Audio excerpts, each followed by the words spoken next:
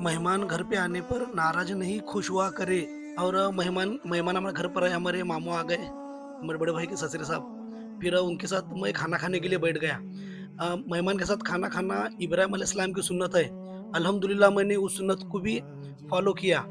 लेकिन हम लोग क्या करते हैं, मेहमान घर पर आया तो मुंह लटका देते हैं, अरे ये कहाँ से आ गए, ये सोचते हैं हम। लेकिन मेहमान के आने पर खुश होना, क्योंकि तो खुश हुए ना हम, अल्लाह ताला हमारे सारे गुनाहों को माफ़ कर देता है।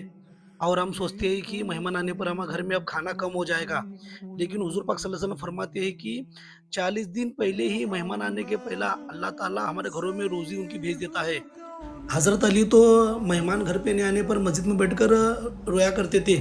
इस ये सोचकर कि अल्लाह ताला जिससे नाराज़ होता है उनके घर को मेहमान आने से रोक देता है।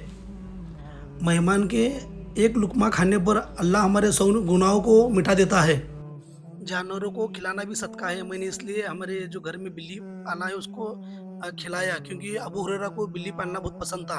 फिर मैंने हुज़ूर पाक सल्लल्लाहु अलैहि वसल्लम की बहुत प्यारी सुन्नत है तलबीना। फिर मैंने वो तलबीना बनाकर हमारे मेहमानों को खिलाया।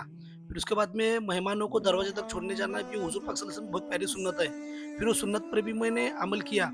फिर मेहमान आते वक़्त कुछ मिठाई लाए थे।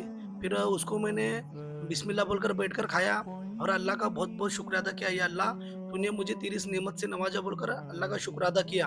फिर उसके बाद में मगरिब की नमाज का वक्त रहा था। फिर मैं मस्जिद की ओर निकल पड़ा।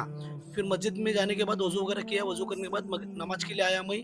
नमाज होने के बाद कब्रिस्तान आने के बाद मैंने अल्लाह की बारगाह में सूर्य फातिहा कुरान की तिलावत की, अल्लाह का जिक्र किया और हाथ उठा के अल्लाह से दुआ किया, या अल्लाह जितने भी तमाम मुस्लिमीन मुस्लिमात इस दुनिया में कब्रिस्तान में तड़प रहे, अल्लाह उनके उनके गुनाहों को माफ़ कर।